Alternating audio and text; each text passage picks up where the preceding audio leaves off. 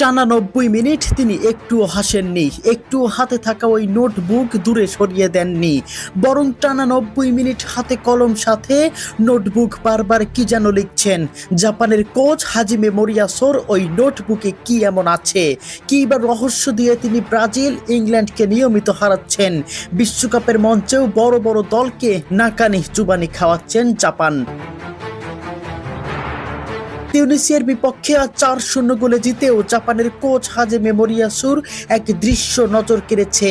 বিশ্বকাপের ম্যাচ চলছে, জাপান বনাম তিউনিসিয়া, মাঠে হাজারো দর্শক, চোখ খেলোয়াড়দের দিকে, কিন্তু ম্যাচের মাঝেই ক্যামেরা বারবার ঘুরে যায় একজন মানুষের দিকে।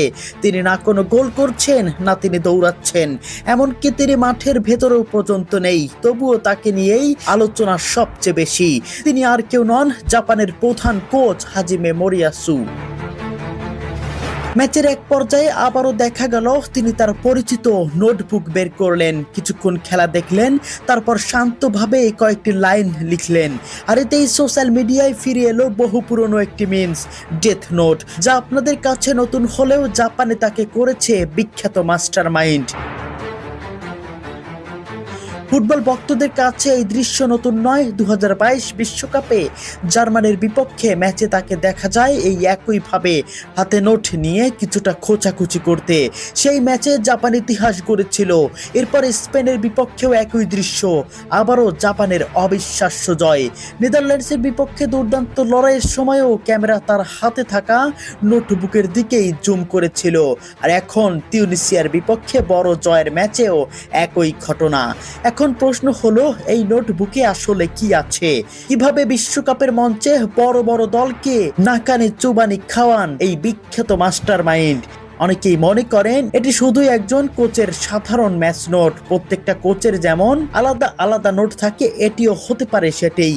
তবে প্রতিপক্ষ দুর্বলতা, খেলোয়াড়দের অবস্থান, ট্যাকটিক্যাল পরিবর্তন কিংবা পরবর্তী পরিকল্পনা। কিন্তু বর্তমান নেটিজেনরা কখনোই এত সাধারণ ব্যাখ্যায় সন্তুষ্ট নয়। সোশ্যাল মিডিয়ায় হাজার হাজার মানুষ মজা করে বলতে শুরু করলো, এটা কোনো সাধারণ নোটবুক নয়, এটা জাপানের ডেথ নোট।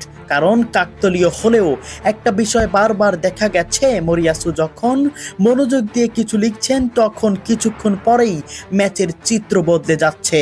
কখনো জাপানের আক্রমণ আরো ভয়ঙ্কর হয়ে উঠছে, কখনো আসছে গুরুত্বপূর্ণ গোল, আবার কখনো প্রতিপক্ষের পুরো পরিকল্পনাই ভেঙে পড়ছে।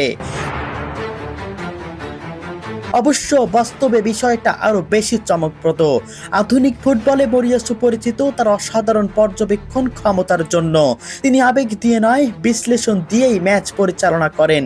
যখন অন্য কোচরা সাইড লাইনে দাঁড়িয়ে চিৎকার করছেন, তখন তিনি নীরবে খেলা দেখেন, না মুখে হাসি, না কোনো চিন্তার ভাঁজ। প্রতিটি পাস, প্রতিটি মুভমেন্ট, প্রতিটি ভুল তার নজর এড়ায় না। প্রত্যেকটা জিনিস যেন নোটবুকে স্থায়ী হয়ে যায়।